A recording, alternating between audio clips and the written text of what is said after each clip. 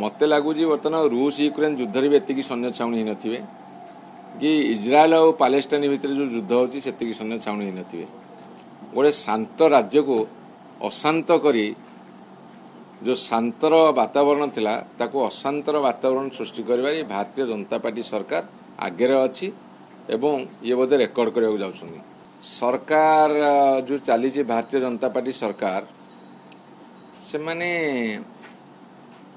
शासन को ठीक भाव में चलवा शिखी ना सब कथार भारी भिंडिक्टिव आचरण करुछन्ती एवं से भिंडिक्टिव आचरण परिणाम होची विभिन्न जगह बल प्रयोग करुछन्ती।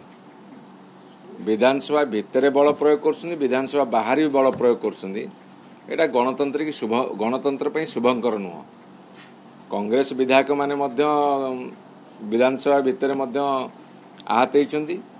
गतकाली बिजु जनता दल विधायक माने मध्य जतले आंबेडकर स्टाच्यू पाक जाइतले आहत होइछन्ती। तेणु से भावुछन्ती पुलिस कल को लगेई देले बा पुलिस बल को लगेई देले सब कथार समाधान हो बा दमन करदे से संभव नुहे।